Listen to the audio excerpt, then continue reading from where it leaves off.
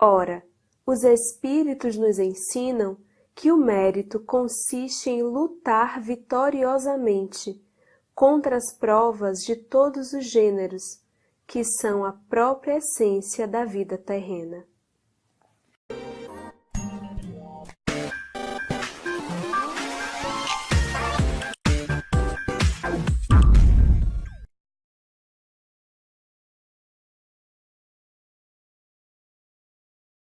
Nós estamos no mês de setembro e a série Espiritismo em Revista não poderia deixar de se juntar à campanha de valorização da vida e de prevenção ao suicídio, o Setembro Amarelo.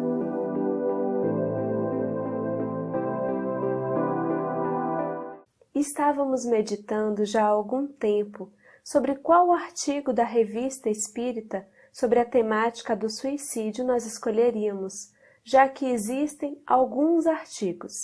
E qual foi a nossa surpresa quando descobrimos que também no mês de setembro de 1858, Kardec escreveu um artigo dedicado a esse tema. Problemas morais.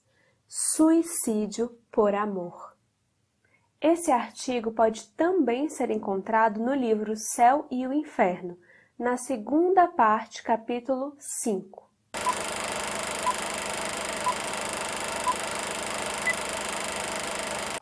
Kardec relata que 2 jovens namoravam já há alguns meses, aproximadamente 7 ou 8 meses.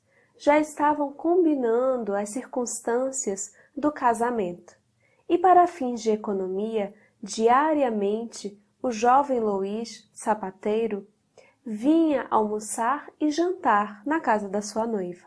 Em um desses jantares, após uma discussão qualquer, uma discussão corriqueira, sobre alguma futilidade, nada demais, os 2 discutiram e o jovem rapaz chegou a sair da mesa, chateado. No dia seguinte, o jovem rapaz percebeu que havia exagerado na dose, que havia sido grosseiro, repensou a sua atitude e foi até a casa da sua noiva para pedir perdão, para desculpar-se. Não aceitando as desculpas do seu noivo, a jovem foi intransigente, pôs fim ao relacionamento. E aquele rapaz ficou inconsolável. Tentou de todas as formas pedir perdão, reatar o relacionamento. Passaram-se vários dias e ele voltou à casa da antiga noiva na tentativa de reaver a relação, de que ela o perdoassem, de que eles reatassem. Bateu à porta, chamou por ela, mas silêncio, ninguém atendeu, ninguém foi recebê-lo. Ele então gritou: adeus, adeus para sempre. Trata de encontrar um marido que te ame mais do que eu. A moça, lá de dentro, chegou ainda a escutar um certo gemido, um estrondo, mas recusou-se a ir até a porta enquanto acreditasse que ele ainda estava lá. Acontece que ele havia cometido suicídio, exatamente na porta da antiga noiva, e uma pessoa que passava pela rua foi que viu que ele estava ali estendido. Então chamou os familiares, as pessoas da casa dela, e estava lá aquela cena triste instalada. Kardec encontrou essa notícia num jornal da época, datado de 7 de abril, e ele nos diz assim no artigo: despertou-nos a ideia de dirigir a um espírito superior algumas perguntas sobre as consequências morais daquele ato do suicídio. Aqui estão, assim, como as respostas que nos foram dadas pelo Espírito São Luís, na sessão da Sociedade, no dia 10 de agosto de 1858. A moça, causadora involuntária da morte do amante, tem alguma responsabilidade por isso? Sim, porque não o amava. Então, para prevenir a desgraça, deveria desposá-lo, a despeito da repugnância que lhe causava? Ela procurava uma ocasião para livrar-se dele, para desfazer o noivado. E assim fez no começo da união, o que viria a fazer mais tarde. Neste caso, a sua responsabilidade decorre de haver alimentado sentimentos dos quais não participava e que resultaram no suicídio do rapaz? Sim, exatamente. Mas então essa responsabilidade deve ser proporcional à falta, e não tão grande como se houvesse provocado o suicídio consciente e voluntariamente. Resposta: é evidente. O suicídio do rapaz encontra desculpa no desvario que lhe acarretou a obstinação da antiga noiva? Sim, pois o suicídio, oriundo do amor, é menos criminoso aos olhos de Deus do que o suicídio de quem procura libertar-se da vida por motivos de covardia. Observação: dizendo que este suicídio é menos criminoso aos olhos de Deus, isso significa, evidentemente, que há criminalidade, embora em menor grau. A falta consiste na fraqueza, que ele não soube vencer. Era, sem dúvida, uma prova a que sucumbiu.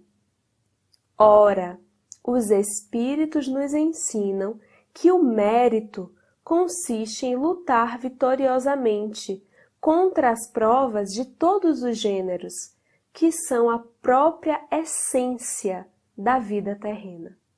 Aqui nós gostaríamos de fazer um comentário.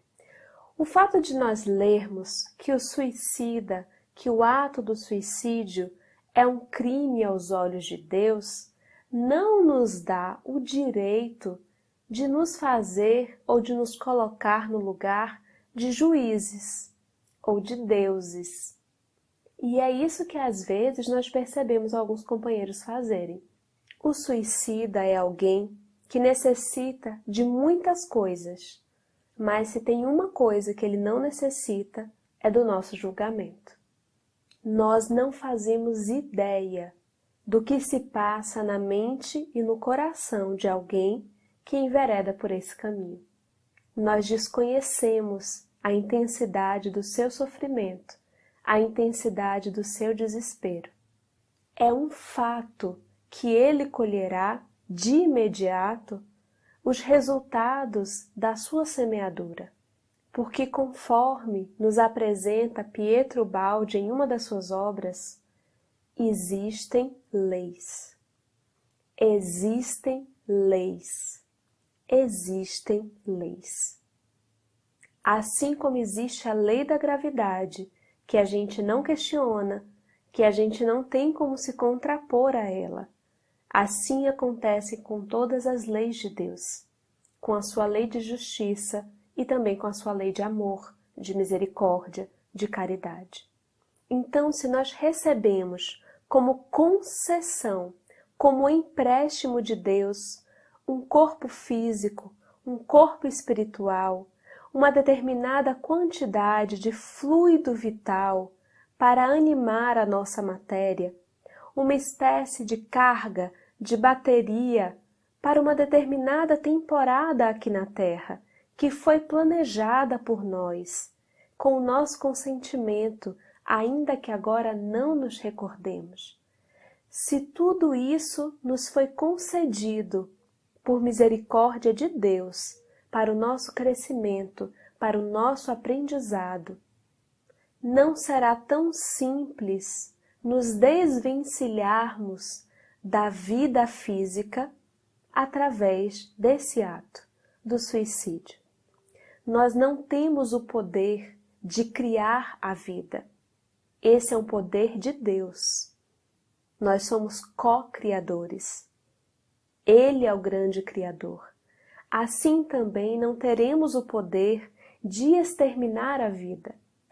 Então, quando alguém num ato de desespero, de angústia, de dor, de sofrimento ou até de loucura, envereda por esse caminho, acredita que vai exterminar a vida, na verdade ela está iludida, porque ela não vai exterminar a própria vida.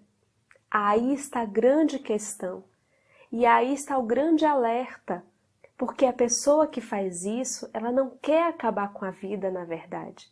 Ela quer acabar com a dor, ela quer exterminar o sofrimento.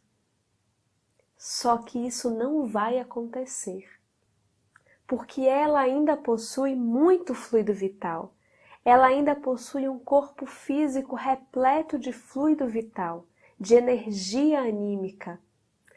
E esse colapso gerado pelo suicídio nas suas diversas formas vai trazer muito sofrimento. A matéria externa, esse corpo externo, vai se degradar e ela estará vinculada a ele, passando por esse processo de sofrimento, de acompanhar o reverberar do ato suicida, talvez por muito tempo. Então é muito sofrimento, talvez mais sofrimento do que ela acreditava passar antes.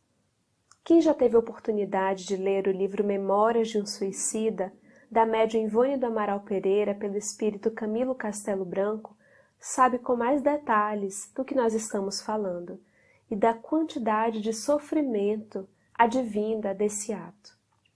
Mas sabe também que ninguém está desamparado.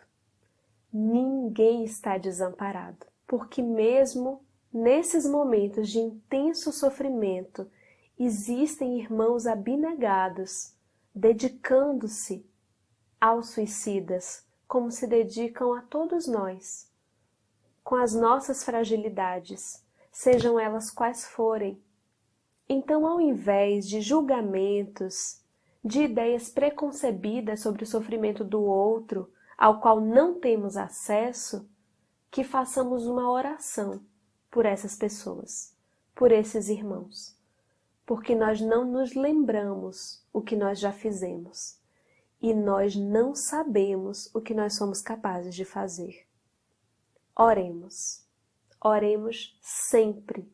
E se você está passando por isso, por uma dor descomunal, se não encontra sentido na própria vida, peça ajuda. Peça ajuda a alguém. Ligue para o CVV, para o Centro de Valorização da Vida. Entre em contato com um amigo, com um familiar. Peça ajuda. Mas fique conosco. Não desista. Dê mais uma oportunidade à vida. Eu te garanto que esse sofrimento enorme é passageiro. Vai passar. Vai melhorar.